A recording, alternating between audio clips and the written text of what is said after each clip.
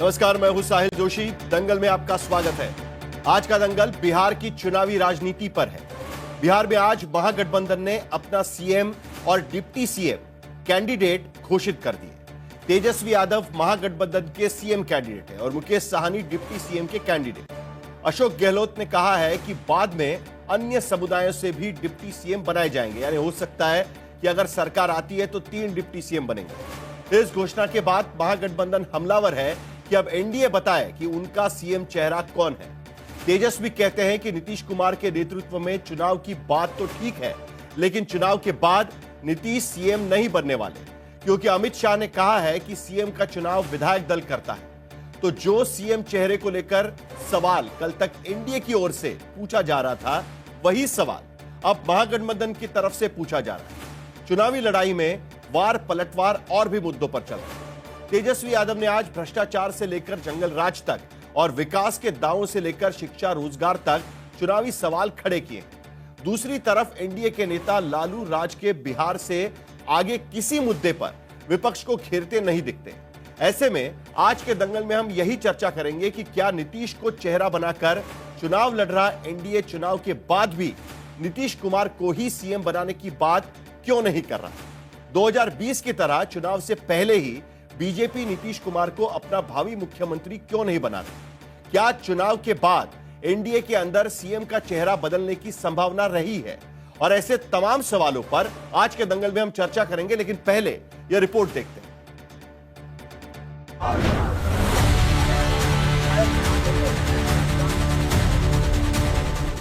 बिहार विधानसभा की चुनावी लड़ाई अब पूरे परवान पर है। एनडीए की ओर से धुआंधार चुनाव प्रचार शुरू हो चुका है।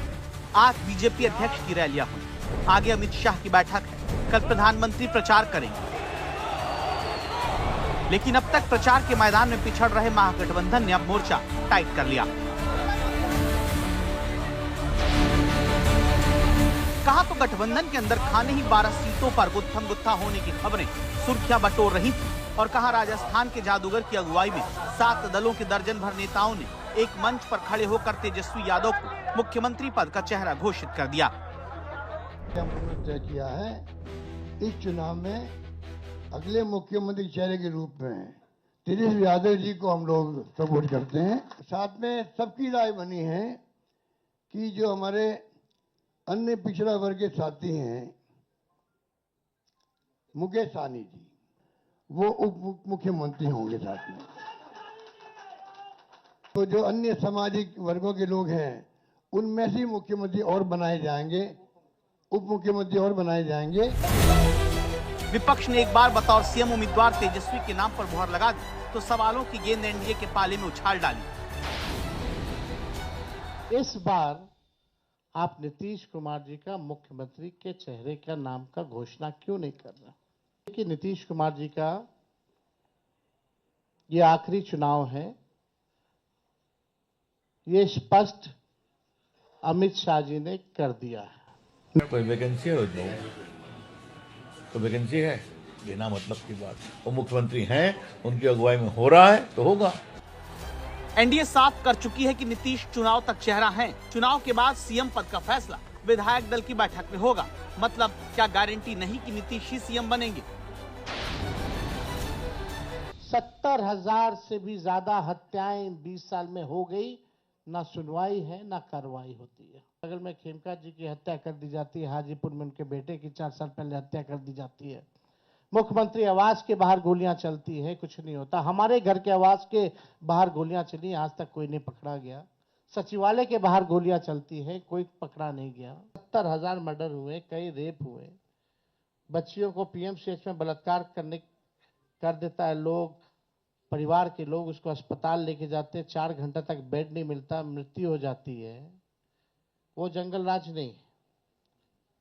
कोई ऐसा दिन नहीं जहां बिहार में 200 राउंड गोलियां ना चलती हो।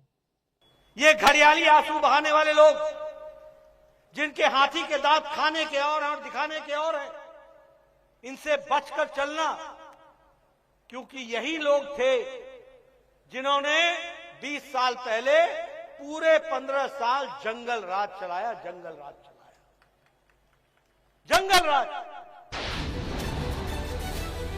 भ्रष्टाचार ब्लॉक थाना चले जाइए, बिना भ्रष्टाचार के, बिना घूस दिए हुए कोई काम नहीं हो रहा। चारों तरफ से अफसरशाही लागू है, जनप्रतिनिधियों की भी पूछ नहीं है। अभी 70,000 करोड़ का घोटाला आया सीएजी की रिपोर्ट में, कोई हिसाब किताब नहीं। एक बार नहीं, कई बार पेपर लीक हुए, किसी पे कार्रवाई नहीं की गई। कितने बड़े से बड़े घटनाएं हुए बिहार में, सृजन घोटाला हुआ, बालिका गृह कांड हुआ, कोई गिरफ्तार नहीं, कुछ भी नहीं। लगातार घोटाले पे घोटाला हो रहा है। चूहा बांध काट दे रहा है तो बांध गिर जा रहा है, चूहा पुल गिरा देता है काट के, चूहा करोड़ों लीटर शराब पी जाता है थाना में, कोई हिसाब किताब नहीं। करप्शन से तेजस्वी कभी भी कॉम्प्रोमाइज नहीं करेगा। लालू जी को 32 साल की सजा हुई है चारा घोटाले में, अलकतरा घोटाले में, और तेजस्वी बाबू खुद ये बुरी तरह से आरसीटी में आरोप से घिरे हुए हैं। 90 में पैदा हुए, उनको मेजर होने से पहले इतनी प्रॉपर्टी आ कहाँ से गई भाई, कहाँ से आती है? ये देश जानना चाहते हैं, प्रदेश जानना चाहता है।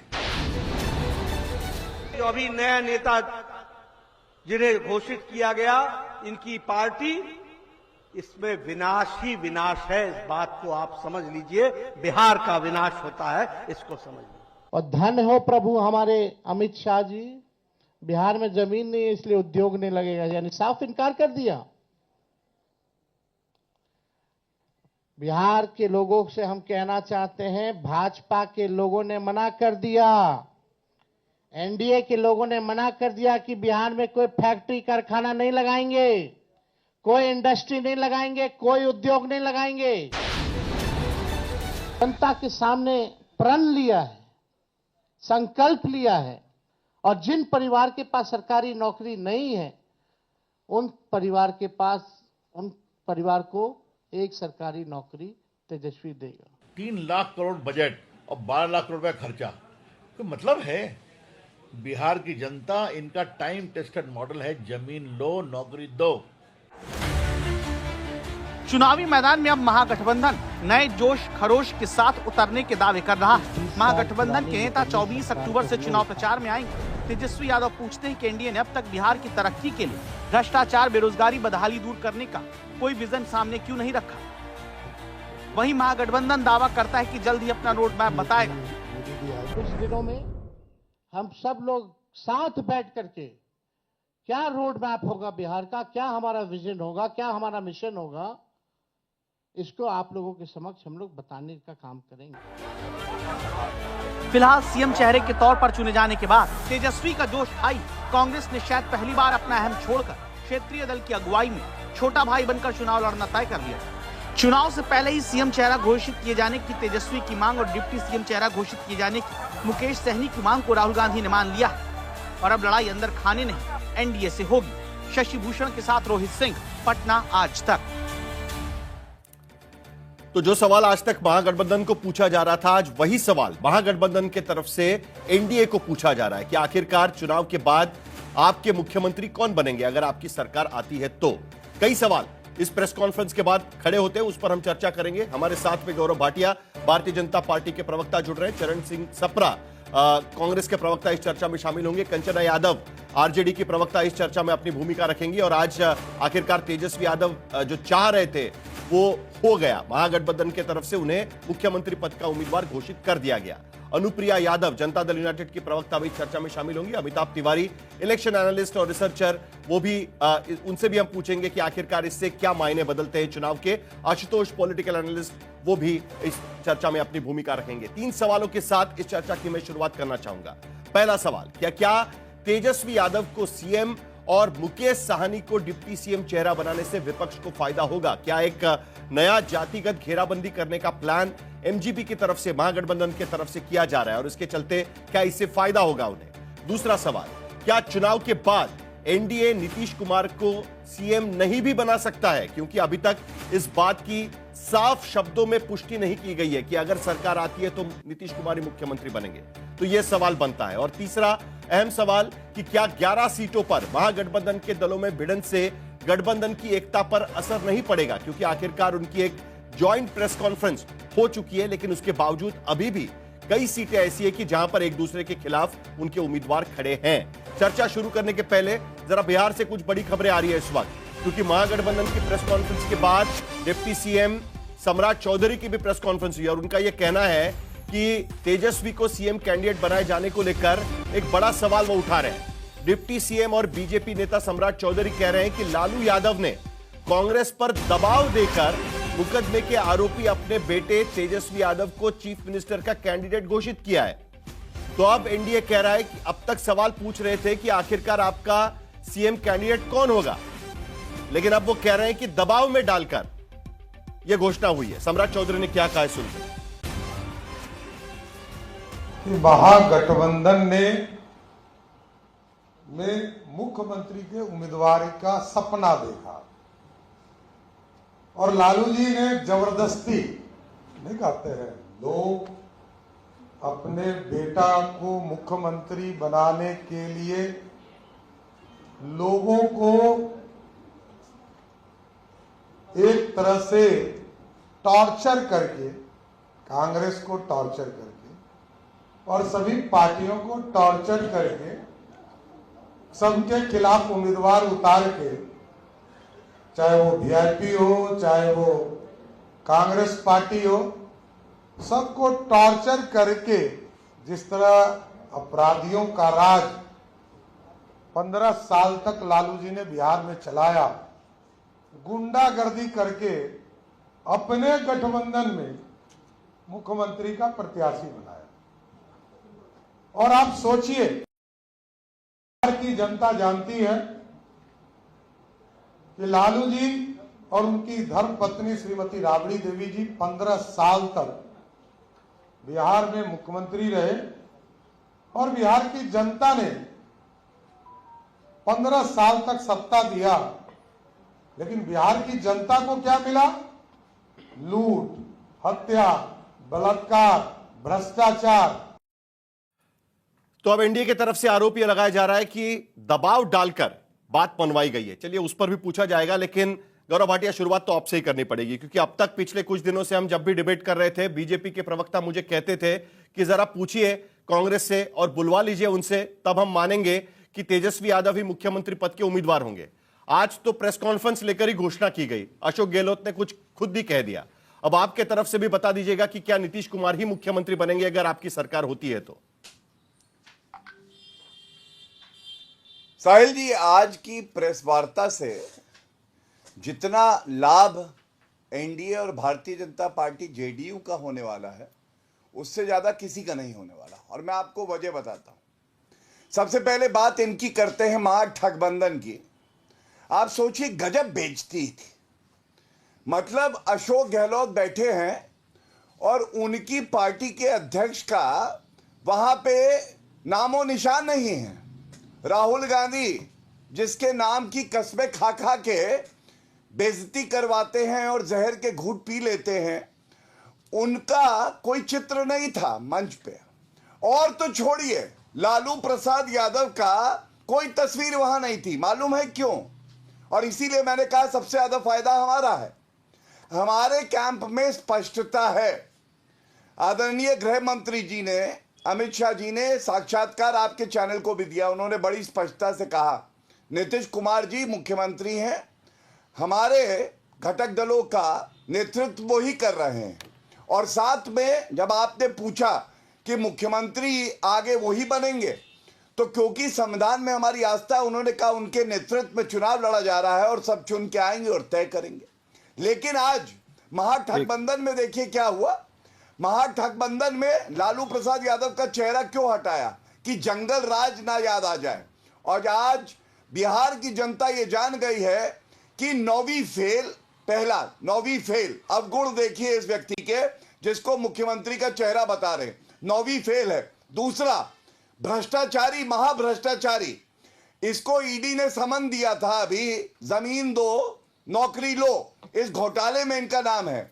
तीसरा, वंशवाद की उपज।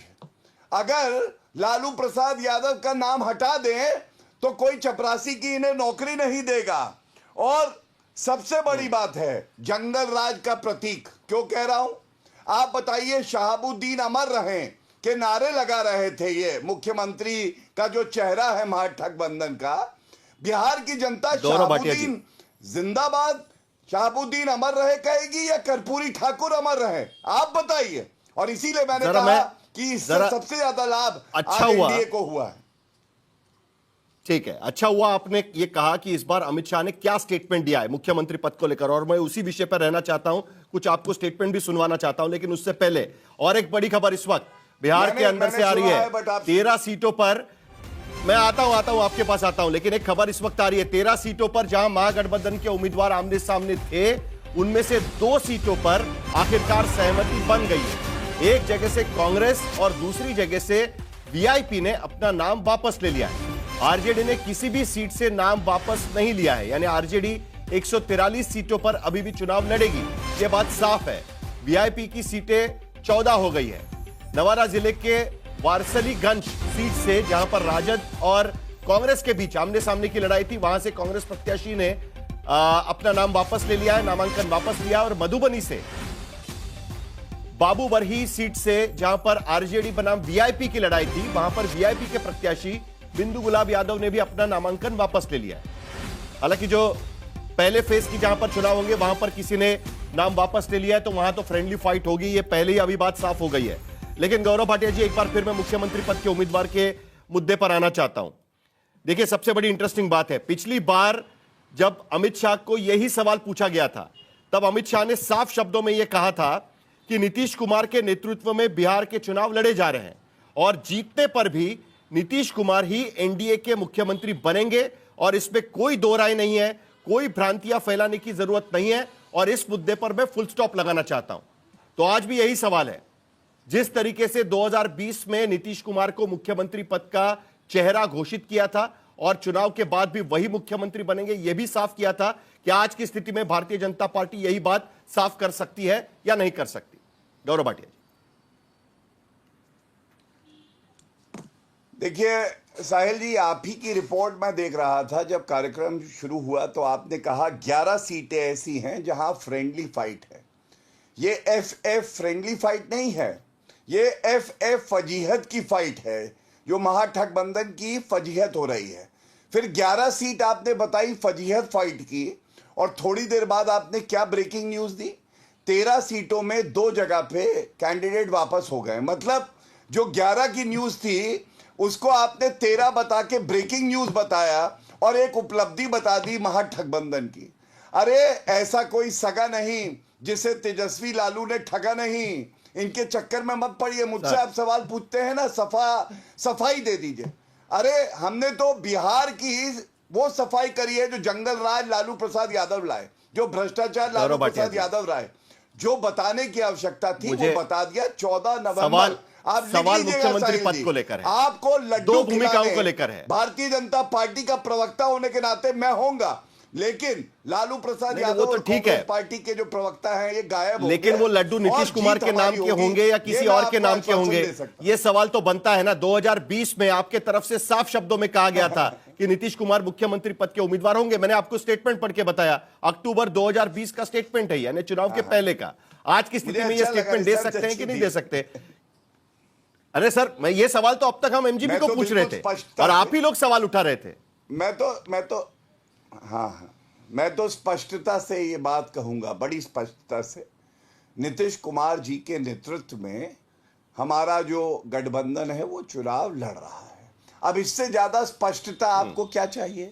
थोड़ा इंतजार आप भी करिए कि बाद में क्या होगा। ये पहले तो अभी ये अनाउंसमेंट इन्होंने किया है, हमने तो इनसे पहले अनाउंसमेंट कर दिया था कि नीतीश जी के नेतृत्व में हम चुनाव लड़ रहे हैं। आप 15 बार भी पूछेंगे उत्तर यही आएगा साहिल जी। मैं समझता हूं बिहार के सवाल तो यही रहेगा ना गौरव भाटिया जी। पिछली बार फुल स्टॉप था, कैसे बोला, पिछली बार फुल स्टॉप था, इस बार स्वल्प विराम, अल्प विराम, कॉमा, ये सब क्यों लगा रहे हैं आप? पिछली बार फुल स्टॉप लगा दिया था, इस बार भी फुल स्टॉप बता दीजिए ना। इस बार अल्प विराम है, स्वल्प विराम है, कॉमा लगा रहे हैं, मतलब वो थोड़ा सा, इसीलिए क्लैरिटी हम पूछ रहे हैं बस। अब तक हम लोग एमजीपी को पूछ रहे थे, आज सवाल उठाए तो हम आपसे पूछ रहे हैं इस बात को। हाँ जी, नहीं, आपका देखिए हक है, इतने मुस्कुराते हुए आप पूछते हैं तो मैं भी बाध्य हो जाता हूं उत्तर दे। लेकिन जो फुल स्टॉप और विराम की आप बात कर रहे हैं ना, इसके बाद अब हमने देखा कांग्रेस पार्टी तो पिछलग्गू हो ही गई है, विराम लग ही चुका है। फुल स्टॉप लगेगा बुझी हुई लालटेन की राजनीति पे, और फुल स्टॉप ऐसा लगेगा कि वापस तेजस्वी यादव, जो कि आज अपने भाषण में क्या क्या कह रहे थे, आप सोचिए। हालत ये है कि इनके जो आयोजक थे, गौरव भाटिया जी क्लियरली बता तो नहीं रहे थे, वो कह रहे थे, लेकिन आपने आखिरकार बता ही दिया कि अब तेजस्वी यादव बन जाएंगे। अब वो किस तरीके से बने उसको लेकर प्रेस कॉन्फ्रेंस हो रही है कि आप पर दबाव डाला गया, प्रेशर डाला गया, कोई चॉइस नहीं रहा तो आपको बोलना पड़ा, वगैरह वगैरह। तो आखिरकार क्या रणनीति आपकी, जो चीज के लिए आप पहले मान नहीं रहे थे, अचानक कैसे बदलाव हो गया ये? अशोक गहलोत आ गए बिहार पर, ऑब्जर्वर है आपके यहाँ के, मुख्य ऑब्जर्वर है, लेकिन उनकी एंट्री हुई, उसके बाद सारी चीजें सॉर्ट आउट हो गई, ऐसा लगता है आज की स्थिति में। देखिए साहिल जी, आपने पिछले 15 मिनट से कोशिश की इनसे इनका उत्तर उगलवाने की, लेकिन ये वो नहीं बोल पाए क्योंकि इनके मन के अंदर चोर है, ये कुछ ना कुछ छुपाना चाहते हैं। और जिस तरह से चिल्ला चिल्ला के बातें कर रहे थे, महाठगबंधन ये वो, तो बताता है एक फिल्म भी आई थी शायद, चोर मचाए शोर। तो ज्यादा शोर मचाने वाला वो कुछ ना कुछ छुपा रहा है, ये जनता ने देख लिया है।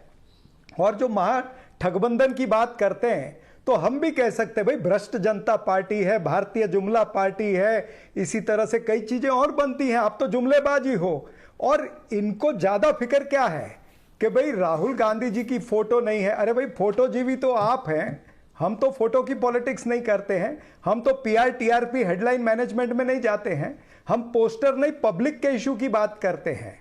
हम बैनर की बात नहीं करते हैं, भरोसे की राजनीति करते हैं। और ये भरोसे की राजनीति है जिसने ये तय किया कि तेजस्वी मुख्यमंत्री होने चाहिए और जो मुकेश साहनी है वो डिप्टी चीफ मिनिस्टर होने चाहिए। इसके साथ साथ हमने क्या किया, गठबंधन का धर्म निभाया। हमने एक मैसेज बिहार की जनता को दिया है कि नौजवान है दोनों, और दोनों जो है वो मिल करके बिहार का भविष्य तय करेंगे। कांग्रेस पार्टी उनके साथ रहेगी और कांग्रेस पार्टी जो है वो गाइडिंग फैक्टर रहेगी। हमने एक बहुत बड़ा संदेश दिया बिहार की जनता को आज। ये गठबंधन का धर्म भी हुआ, किस तरीके से गाइडिंग फैक्टर रहेगी, जो चुनाव के अंदर जरूरी था, और हम मुद्दों पर चुनाव लड़ेंगे। किस तरीके से गाइडिंग फैक्टर रहेगी? आप तो नंबर 3 के पार्टनर है आज की स्थिति में। आपसे आज आपका तो कोई मुख्यमंत्री पद का उम्मीदवार घोषित नहीं हुआ है, तो आप तो नंबर 3 के पार्टनर हो गए ना आज ये बिहार के भीतर। नहीं, ये गाइडिंग फैक्टर तो आरजेडी हो गई ना आज की स्थिति में बिहार में। माफ करना, ये माफ करना, ये आप तय करने वाले कोई नहीं है कि कौन नंबर 3 पर है, कौन किस नंबर पर है। ये तो बिहार की जनता का प्रेरोगेटिव है, बिहार की जनता तय करेगी। आप कहां से तय करने लग गए, या भारतीय जनता पार्टी कहां से तय करने लगी? भाई चुनाव है, चुनाव के अंदर प्रक्रिया है, कॉम्प्रोमाइज तो आपको करना पड़ा ना सपना जी। पर चुनाव लड़ना चाहते हैं। हम मुद्दों अरे कॉम्प्रोमाइज छोड़िए, मैं मुद्दों पर आ रहा हूं। मुद्दों पर हम चुनाव लड़ रहे हैं। हम चुनाव क्या लड़ रहे हैं? बेरोजगारी पर। ये चुनाव लड़ेंगे बुर्के पर। फर्क ये है, हम चुनाव लड़ेंगे महंगाई पर, ये चुनाव लड़ेंगे ध्रुवीकरण पर। हम जनता के मुद्दों की बात करेंगे कि भाई पलायन क्यों हुआ? 20 साल से आपकी सत्ता है, आपके पास रिपोर्ट कार्ड नहीं है देने के लिए, इसीलिए आप इस तरह की बातें करते हो ना। 20 साल के रिपोर्ट कार्ड की बात नहीं करेंगे, लेकिन आज का दिन तो कंचना यादव जी का है। 2025 में वोट मांगेंगे नहीं, लेकिन आज का दिन तो कंचना जी का है। देखिए, आज का दिन कंचना जी का है। इतने दिन से उनको हम सवाल पूछ रहे थे कि भाई आपका मुख्यमंत्री पद का चेहरा घोषित क्यों नहीं कर रहे? तो आज का दिन और आने वाले दिन ये सब महागठबंधन के हैं। ठीक है, लेकिन सिर्फ इस बार तेजस्वी यादव पर दारोमदार नहीं है।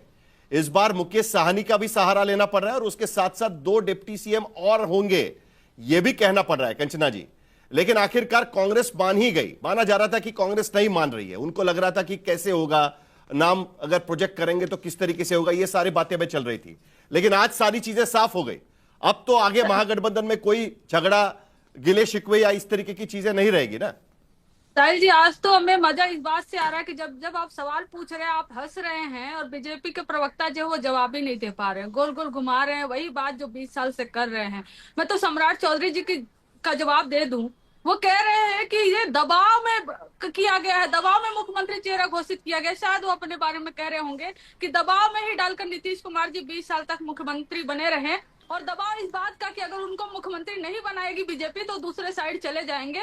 वो अपने एक्सपीरियंस को अपने प्रेस कॉन्फ्रेंस के जरिए जाहिर कर रहे हैं। यहाँ तक बात परिवारवाद की है, भारतीय जनता पार्टी के प्रवक्ता, उनको शायद यह मालूम नहीं है कि उनके एक घटक दल है, नाम है पार्टी का हम, और वो किसको टिकट दिए? हम और हमारे दामाद और हमारी बहू और हमारी समधन। तो ये टिकट परिवारवाद को इस तरह से परिवारवाद और रिश्तेदारवाद में बांटने वाले लोग दूसरे पर परिवारवाद का आरोप लगा रहे हैं, वही 20 साल से घिसी पिटी बातें कर रहे हैं। और जहां तक हमने पहले भी आपके चैनल पे कहा है, हमारे पार्टी में, हमारे गठबंधन में कोई बड़ा भाई और छोटा भाई नहीं है, सब बराबर के भाई हैं पॉलिटिकली अगर देखा जाए तो। और ये तो बहुत स्वाभाविक था। बताइए, क्या कांग्रेस अपने किसी व्यक्ति के लिए कह रही थी कि ये मुख्यमंत्री बनेंगे, या वीआईपी कह रही थी हमारा व्यक्ति कोई मुख्यमंत्री बनेगा, या लेफ्ट कह रहे थे कि हमारा मुख्यमंत्री बनेगा? कोई नहीं कह रहा था कि उनका मुख्यमंत्री बनेगा। और नेचुरली फेस तेजस्वी जी थे। और जैसा कि अशोक गहलोत जी ने कहा कि हम एक स्ट्रेटजी के तहत एक समय का इंतजार कर रहे थे जब भारतीय जनता पार्टी अपने प्रोपेगेंडा के पिक पर होगी, और जब जदयू के प्रवक्ता अनुप्रिया जी एकदम अपने प्रोपेगेंडा के पिक पर होंगी, तब हम उन्हें एक एटम बम देंगे और ताकि वो बैठकर मुस्कुराएंगी। और यहाँ भारतीय जनता पार्टी के प्रवक्ता ये बोले तो नहीं कि नीतीश कुमार जी मुख्यमंत्री होंगे, लेकिन अनुप्रिया जी अभी बोलेंगी, अनुप्रिया जी कहेंगे कि नीतीश जी ही मुख्यमंत्री होंगे, प्रधानमंत्री के लिए नहीं होता। चलिए, अभी आपने अनुप्रिया जी का नाम ले ही लिया है, अनुप्रिया जी का नाम ले ही लिया और वो मुस्कुरा भी रही है। लेकिन अनुप्रिया जी, ये मुस्कुराहट किस बात की है? क्योंकि नीतीश कुमार जी का नाम तो प्रोजेक्ट नहीं किया जा रहा है, जिस तरीके से 2020 में साफ शब्दों में उनका नाम प्रोजेक्ट किया गया था। और आज की स्थिति में एमजीपी इस सिचुएशन में है कि वो कह रहे हैं कि देखिए, हमारा कैंडिडेट तो हम कह रहे हैं, आपका कैंडिडेट कौन है? और मैं जेडीयू की तरफ से नहीं पूछ रहा हूं, क्या एनडीए की तरफ से इसकी कोई घोषणा की उम्मीद, कोई ज्वाइंट प्रेस कॉन्फ्रेंस की उम्मीद, ज्वाइंट रैली की उम्मीद हम कर सकते हैं? और जो सवाल खड़े हो रहे हैं यहां पर, साहिल जी, क्या आप कभी सूरज के बारे में पूछ सकते हैं कि क्या ये सूरज है कि यह चांद है? कभी अंतर हो सकता है क्या? जो सूरज है इसको सूरज ही कहा जाता है। बिहार की जनता जिस चेहरे पे विश्वास रखती है और बिहार की जनता जिस चेहरे पे वोट देती है वो नीतीश कुमार जी हैं। और हम जो एनडीए के जितने भी घटक दल नहीं होगा ये तो पूछ ही सकते हैं ना। नहीं, आप पूछिए ना, मुझे चंद्रमा का उदय होगा ये तो पूछ ही सकते हैं।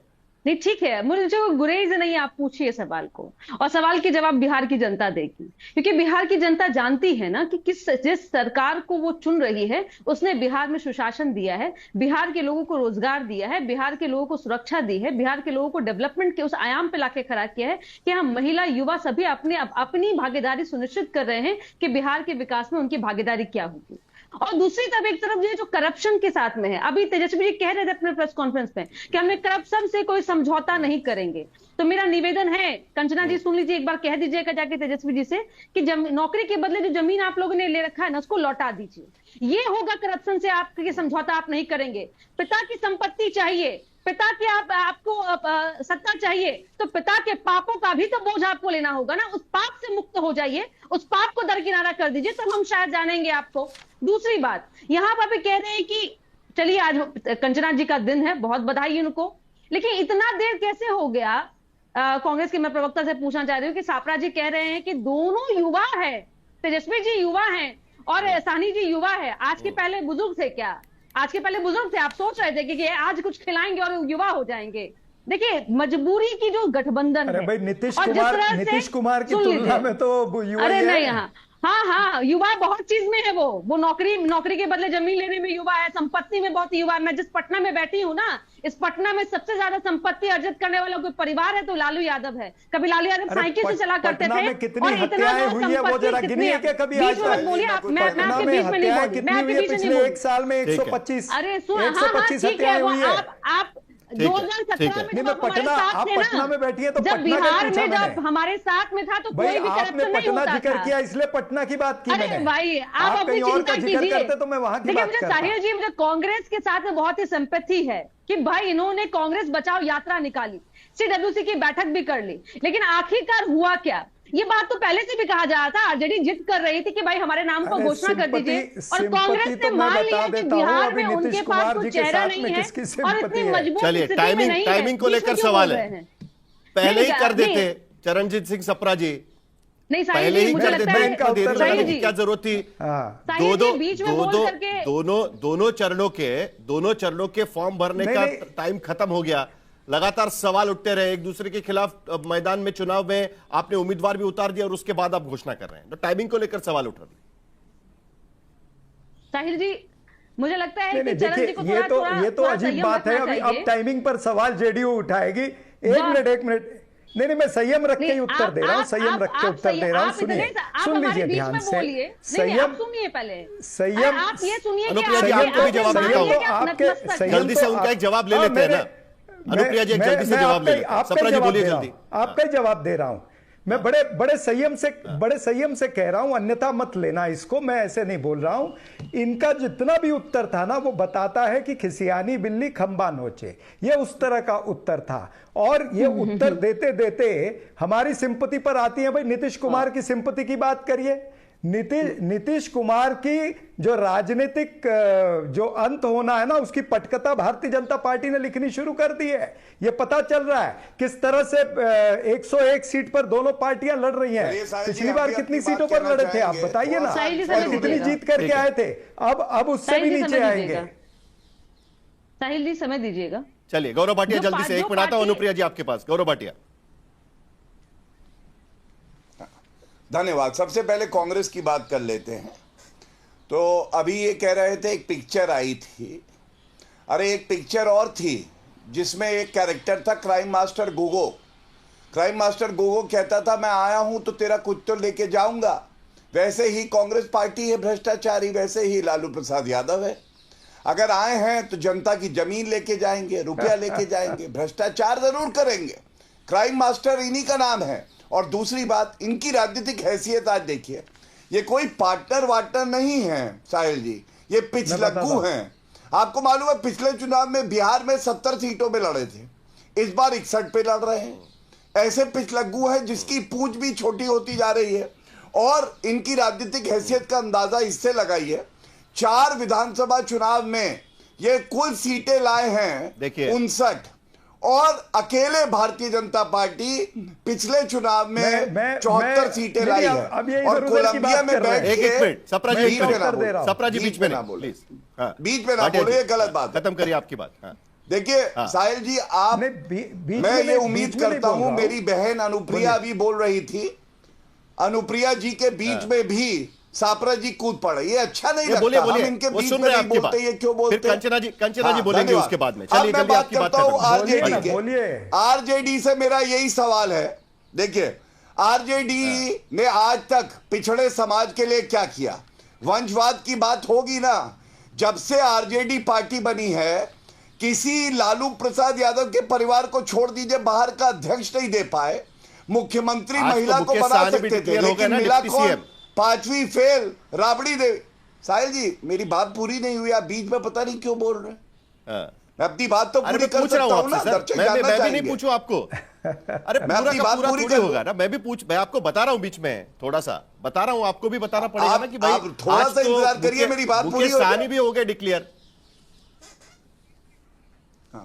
अच्छा एक बात बताइए, जब 14 नवंबर को एनडीए की, बीजेपी जेडीयू की सरकार बनेगी, तो फिर क्या फर्क पड़ता है किसको चेहरा बनाते? नहीं, सबने देखा। मैंने कहा ना, 9वीं फेल, वंशवाद की उपज, भ्रष्टाचारी नंबर 1, जंगल राज का प्रतीक, ऐसे तेजस्वी यादव हैं। अब बताइए तेजस्वी यादव कौन इनके लिए वोट करेगा, जो केवल भ्रष्टाचार करते हैं, चाकूदी नंबर के नारे लगाते हैं? ये सवाल आप नहीं पूछते। बात को लेकर सवाल उठ रहे थे कि नाम इसलिए डिक्लेयर नहीं किया जा रहा है कि उसको लेकर सवाल उठेंगे। एग्जैक्टली वही सवाल कहीं ना कहीं बीजेपी उठाने की कोशिश करिए। कंचना जी आपकी बात खत्म करिए, उसके बाद अनुप्रिया जी कह रही हैं कि वो सूर्य हैं, सूरज हैं। नीतीश जी को कह रही हैं, उनको तो सैटेलाइट भी नहीं समझते हैं अमित शाह जी। वो सैटेलाइट हो सके समझते होंगे, क्योंकि सैटेलाइट इस्तेमाल होता है, फिर एक पर्पज के लिए, फिर उसको फेंक दिया जाता है, गिरा दिया जाता है, तो वो सैटेलाइट समझते हैं नीतीश कुमार जी को, अमित शाह जी। और वंशवाद, परिवारवाद, भ्रष्टाचार, इसके अलावा अगर आप कुछ और भी सुनते होंगे इनके मुंह से तो अलग बात है। लेकिन अनुप्रिया जी आप कह रही है वो जमीन वापस लौटा दीजिए, आप अपनी ईडी और सीबीआई को भेजकर वो जमीन नपवा दीजिए, तो हम वापस लौटा देंगे। और वहां बैठे बैठे आपके ऑफिस में आपको जमीन दिख रही है हर जगह पटना में हमारी, तो कहिए ना ईडी सीबीआई क्यों नहीं पकड़ पा रही? भाई आपको दिख रही है, आप सत्ता के रूलिंग पार्टी के एक अंग हैं, और बताइए ईडी सीबीआई को नहीं दिख रही है और कोर्ट में वो पेश नहीं कर पा रहे। क्या बात कर रहे हैं? आपके पास कोई अगर मुद्दों का दिवालियापन हो चुका है तो हमसे कुछ उधार ले लीजिए, हम देते हैं उधार, क्योंकि इसके पहले आपने बहुत सारा कॉपी किया है हमसे। और जहां तक अपराध की बात है, तो अपराध के मामले में जो हमारे डिप्टी सीएम अभी घोषित हुए हैं ना, इनके पिताजी की हत्या हुई है। लेकिन आज की स्थिति में कंचना जी, प्रेस कॉन्फ्रेंस में आज तेजस्वी यादव को दो मुद्दों पर बात रखनी पड़ी। पहला मुद्दा जंगल राज को लेकर, जिसको लेकर हमेशा आरजेडी के प्रवक्ता चिढ़ जाते हैं। आज उन्हें यह कहना पड़ा कि जंगल राज के खिलाफ वो क्या कर रहे हैं। और दूसरी बात भ्रष्टाचार को लेकर, जब हमेशा उन पर सवाल उठाए जाते हैं, खास करके चारा घोटाले को लेकर, तो भ्रष्टाचार का जीरो टॉलरेंस, वो भी उन्हें आज प्रेस कॉन्फ्रेंस में साफ करना पड़ा है। कंचना जी, कहना इसलिए पड़ा, जो मैं कह रहा था, क्योंकि इसलिए कहना पड़ा क्योंकि इंजीनियर्स के घर पर, जो नीतीश कुमार जी के करीब रहते हैं, इंजीनियर्स के घर पर रात रात भर 100 करोड़ रुपए जो है जलते हैं। 70,000 करोड़ का घोटाला हो जाता है, पुल गंगा में छलांग लगा देते हैं। अनुप्रिया जी जवाब। भ्रष्ट है, सम्राट चौधरी से लेकर इंजीनियर की बात कर रही है कंचना और जी, इसलिए सुन लीजिए अनुप्रिया जी, अपने भ्रष्टाचार पर इतना बौखलाना नहीं चाहिए। भ्रष्टाचार का एक पर्याय बन चुके हैं नीतीश कुमार जी की सरकार। चलिए कंचना जी जवाब सुन लेते हैं। देखिए, जिस इंजीनियर की बात कर रही हैं साहिल जी, ये नीतीश कुमार जी का ही सुशासन का इकबाल है कि वो लोग पकड़े गए, पहली बात। दूसरी बात, ये कह रहे हैं कि परिवारवाद की बात कर, अरे सुन तो लीजिए कंचना जी, अरे वो आप सुन लीजिए। देखिए, अब ये कह रहे हैं कि परिवारवाद पे हम क्यों बोलते हैं। कंचना जी ने ऐसा नहीं होगा, बात सुन लीजिए प्लीज, प्लीज बात सुन लीजिए जी। बोलिए अनुप्रिया जी। देखिए परिवारवाद की बात बोल रहे थे, मतलब पता है कि कंचना जी ज्यादा पढ़ी लिखी है तेजस्वी जी से। मैं तो उम्मीद कर रही थी कंचना जी चेहरा बन जाती तो ज्यादा भला हो जाता बिहार की जनता का।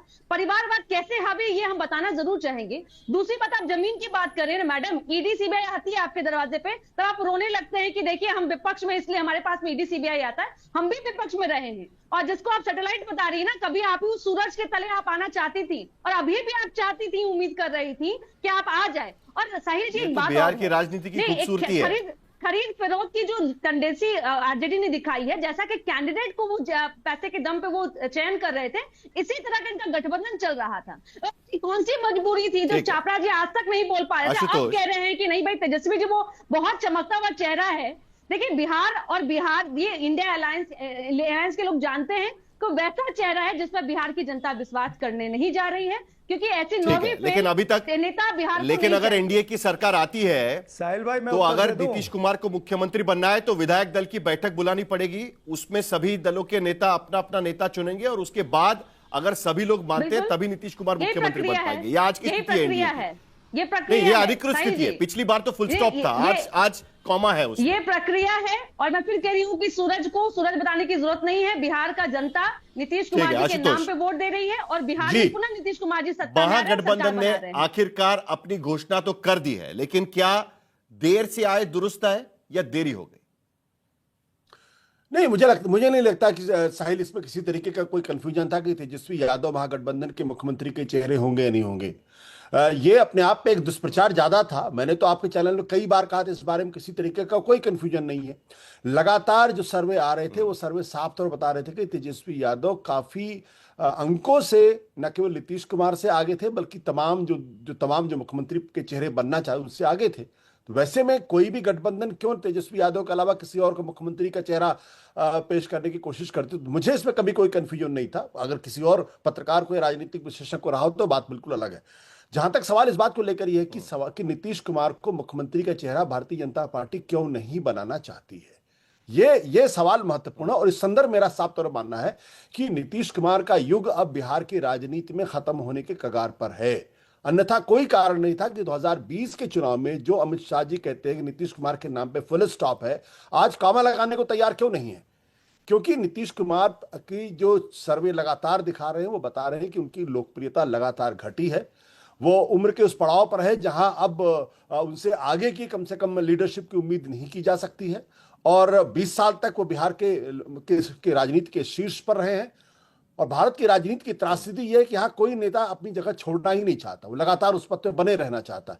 क्यों नहीं 20 साल में भारतीय जनता पार्टी और जो एनडीए की जो सरकारें थीं, अगर आंकड़ों के जमाने में बातचीत करें तो क्या कारण है कि सिर्फ 4% लोग हैं जिनकी आय 50,000 से ज्यादा है। 34% लोग ऐसे हैं जिनकी आय 6,000 रुपए से भी कम है। परिवार सिर्फ 34%। आप सोच कर देखिए कि 6,000 में एक परिवार का खर्च कैसे चल सकता है। 96% लोग हैं जिनके पास टू व्हीलर भी नहीं है।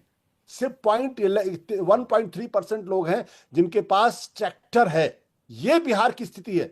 6% लोग बिहार के अंदर ग्रेजुएट हैं। अब अगर इसका हिसाब अगर मौजूदा एनडीए सरकार नहीं देना चाहती तो बात अलग है, लेकिन क्या इस देश की राजनीति में यह सवाल नहीं पूछा जाना चाहिए कि भाई सिर्फ 4% लोग 50,000 से ज्यादा की आय कमा रहे हैं, सिर्फ 4% लोग। और वैसे में भारत के बारे में कहा जाता है कि भारत जो है वो दुनिया की फास्टेस्ट ग्रोइंग इकोनॉमी, ये सच्चाई भी है। तो बिहार क्यों पीछे रह गया? ठीक है, तेलंगाना सवाल क्यों तो आगे ये पूछा निकल जाना चाहिए कि 20 साल के बाद भी आज की स्थिति में बिहार हर पायदान पर सबसे निचले स्तर पर क्यों है? यह सवाल तो पूछा जाना चाहिए, लेकिन किसके पास इसका सॉल्यूशन है? आज की स्थिति में हम देख रहे हैं कि बंदरबाट हो रही है। विपक्ष के तरफ से वादों की बंदरबाट और सरकार के तरफ से सीधे मनी ट्रांसफर की बंदरबाट हो रही है। तो ये तो आज की स्थिति है, ये बात भी तो देखनी पड़ेगी। लेकिन सवाल यहां पर आशुतोष ये भी है, जल्दी से आपका जवाब चाहूंगा, उसके बाद गौरव भाटिया के पास में चलूंगा। लेकिन सवाल तो आज की स्थिति में यही है कि सिर्फ तेजस्वी यादव नहीं तो मुकेश साहनी के लिए भी हामी भर दी गई है कि वो डिप्टी सीएम बनेंगे। उसके साथ साथ 2 और डिप्टी सीएम बनेंगे, ये भी कह दिया गया है। हालांकि वो किस पार्टी से रहेंगे वो नहीं पता है। सीपीआई-एमएल के नेता वहां पर बगल में बैठे हुए थे, लेकिन उनके पार्टी से कौन बनेगा इसका कोई जिक्र नहीं किया गया था। तो यह भी कहीं ना कहीं एक जातिगत घेराबंदी की कोशिश है, जो एमवाई समीकरण से आगे बढ़ने की कोशिश यहां पर नजर आती है, या मजबूरी है आज की स्थिति में? नहीं, देखिए, इसको आप राजनीति की मजबूरी भी कह सकते हो और इसको राजनीति की सुविधा भी कह सकते हैं। क्यों यह बात मैं कह रहा हूं? मैं इसलिए इस बात को कह रहा हूं क्योंकि नीतीश कुमार जी की जो सबसे बड़ी उपलब्धि थी वो ये थी कि वो जो ईबीसी वर्ग है उसके एक बड़े नेता के तौर पर उनको प्रोजेक्ट किया जाता था, और भारतीय जनता पार्टी इसीलिए उनको अभी तक मुख्यमंत्री के तौर पर पेश करती रही और मुख्यमंत्री उनको बनाती रही है।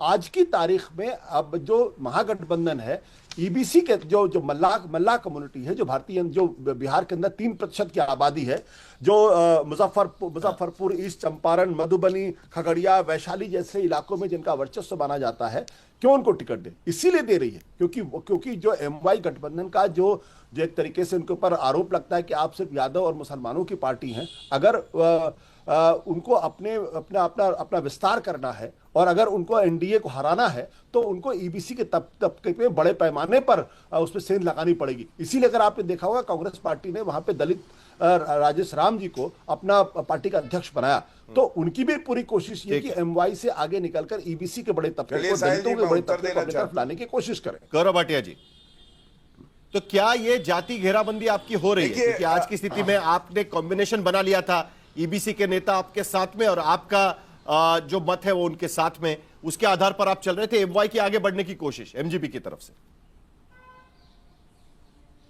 देखिए, इनका एमवाई आप जानते हैं क्या है? मुस्लिम यादव। हमारा एमवाई क्या है? महिला यूथ। और 14 नवंबर को पता चल जाएगा महिला और युवा में ज्यादा ताकत है या मुस्लिम यादव जो ये तुष्टीकरण करते हैं, वो पता चल जाएगा। लेकिन मैं एक बात जरूर कहूंगा, जिस तरह से महिला सशक्तिकरण हुआ है, हम सब ने देखा। 1,17,00,000 घरों में गैस के सिलेंडर दिए गए, 1,44,00,000 ऐसे घर हैं जहां टॉयलेट आए हैं।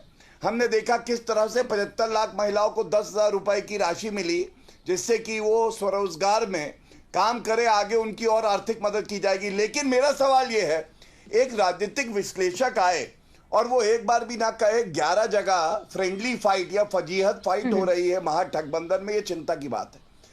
जो एनालिस्ट है वो एक बार भी ये ना कहे कि भाई 2,70,00,000 घर हैं और हर घर में एक सरकारी नौकरी होगी, 12 लाख करोड़ रुपए सालाना खर्चा आएगा, 3 लाख करोड़ का बजट है बिहार का। ऐसा कैसे करेंगे तेजस्वी यादव? मुझे चिंता यह है, राजनीतिक विश्लेषक आए और वो पूछे ना शहाबुद्दीन अमर रहें, ये नारा तेजस्वी यादव लगा रहे हैं। बिहार की जनता ये कह रही है, हमारा बच्चा जो शहाबुद्दीन अमर रहे का नारा लगाता है उस व्यक्ति को बिहार से निकाल देंगे और आप देखिएगा 14 नवंबर को सुपड़ा साफ हो जाएगा बुझी हुई लालटेन का। और राजनीतिक विश्लेषक को पता होना चाहिए कि बिहार की पल्स क्या है। राजनीतिक विश्लेषक मुझे इनके ऊपर दया आती है। साहिल जी मैं उत्तर दे दूं? कहता हूं क्योंकि ये इस डिबेट को करना नहीं चाहते हैं कि 20 साल रहने के बावजूद भी भारतीय जनता पार्टी का कोई नेता सिर्फ 3 महीने 6,000 से कम रुपए में अपना घर चला के दिखा दे। जो मैं सवाल मैं चुनौती देता उस पे आपका मैं क्या चुनौती आकलन है? देता हूं। बताइए कि भारतीय मुझे जनता चुनौती पार्टी मत दीजिए, का आप कोई विश्लेषक नेता बनिए। जो बिहार के आपका अंदर मत क्या है? 35% शहाबुद्दीन अमर लोग रहे 6,000 रुपए मैं आपसे सवाल प्रति पूछो, माह के हिसाब पूरे से देश की रहते हैं। जनता और दर्शक एक आज तक नेता के करके देखे दिखा दे। ये ऐसा सिर्फ एक। विश्लेषक है इनके जो शहाबुद्दीन अमर रहे के नारे को जो ठीक बता देता है। इस पे चर्चा नहीं चाहते ये। शहाबुद्दीन इस पे अमर चर्चा रहे या नहीं चाहेंगे। रहे आप बताइए। क्योंकि हम चर्चा तो नहीं कहते होनी मुर्दाबाद चाहिए। है। ये इस देश का दुर्भाग्य बोलेंगे है नहीं। कि अब पिछले मैंने 20 पूछा साल में बजट पे बिहार सवाल, हिंदुस्तान 2 का करोड़ सबसे 17 पिछड़ा लाख हुआ घरों में प्रदेश क्यों सरकारी था? नौकरी दी जा डबल सकती है इंजन क्या? की सरकार के विश्लेषक बावजूद बोलेंगे भी नहीं। बिहार पिछड़ा हुआ सवाल क्यों था? विश्लेषक बोलेंगे नीतीश नहीं। कुमार और विश्लेषक के नरेंद्र मुंह में मोदी दही की जम गई है। लीडरशिप के बावजूद भी बिहार तेजस्वी पिछड़ा हुआ यादव के क्यों था? रेफ्रिजरेटर की मैं फिर दही कहता हूं विश्लेषक के मैं मुंह फिर में कहता जमी हूं हुई है। कि भारतीय 11 जनता सीट पे पार्टी का फ्रेंडली कोई फाइट नेता ये 6,000 अमिताभ रुपए तिवारी। में अपना फ्रेंडली घर फाइट चला नहीं के है दिखा दे। भैया। मैं फिर चुनौती देता हूं। हम पिछले 1-1.5 महीने से लगातार अलग अलग सर्वेज यहां पर कर रहे हैं और हर सर्वे में हम देख सकते हैं।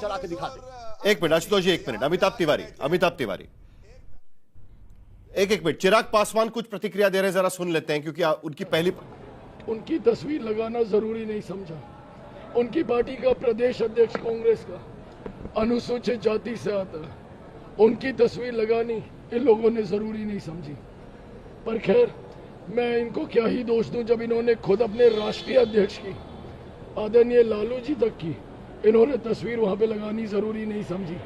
ये अहंकार कि हम अकेले हम में ही सब समाहित और हम ही सब जिता देंगे, ये अहंकार पूरे महागठबंधन को धराशाही करेगा।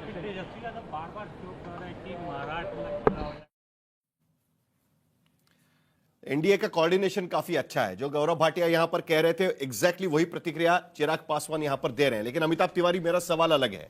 एक स्वॉट एनालिसिस भी बहुत जरूरी है कि strength and weaknesses. Tejashwi Yadav का नाम की घोषणा होना, इसके फायदे भी हो सकते हैं और यह घोषणा औपचारिक एक तरीके से है क्योंकि आरजेडी सबसे बड़ी पार्टी है। लेकिन अगर स्वॉट एनालिसिस करें तो इसको लेकर हम क्या देखें? क्योंकि कहीं ना कहीं कांग्रेस के मन में यह भी डर था कि नाम घोषित करेंगे तो उसका खामियाजे भी कहीं ना कहीं भुगतना पड़ेगा। लेकिन इस बार कुछ और चीजें भी नजर आ रही। अमिताभ तिवारी, देखिए इस डिसीजन के स्ट्रेंथ्स और वीकनेसेस दोनों ही हैं। स्ट्रेंथ्स की बात अगर करेंगे तो ये साफ है कि जो आरजेडी का कैडर है, क्योंकि आरजेडी सबसे बड़ी पार्टी है, उसका कैडर मोटिवेट और एनर्जाइज हो जाता है। दूसरी बात यह है कि जो कोर वोट है आरजेडी या महागठबंधन का, मुस्लिम यादव समाज जो 32% आबादी है, 1/3 लगभग, वो कोर वोटर भी अब कंसोलिडेट हो जाएगा। तीसरी बात है कि क्योंकि तेजस्वी युवा लीडर है और 18 से 29 वर्ग जो है उसकी वोटिंग पॉपुलेशन 25% है और वहाँ पे पिछली बार उनको सपोर्ट मिला था अच्छा खासा, उसमें भी उनको अच्छा खासा सपोर्ट इस बार मिल सकता है। चौथा है कि हर सर्वेज में वो आगे थे तो नेचुरल क्लेमेंट तो वही थे सीएम रेस में महागठबंधन की ओर से। तो अब ये घोषणा हो जाने से क्लैरिटी मिल जाती है कैडर को, लीडर्स को, सपोर्टर्स को, और कैंपेन में एक डायरेक्शन आता है।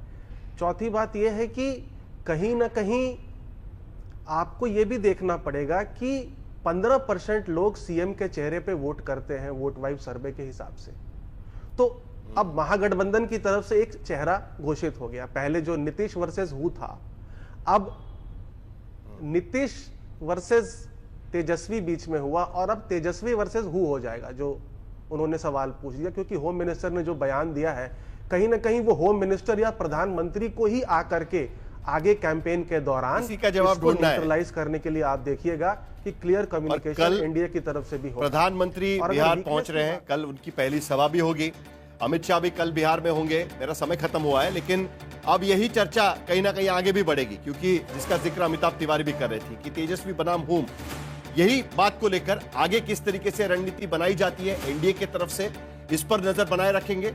आप देखते रहिए आज तक।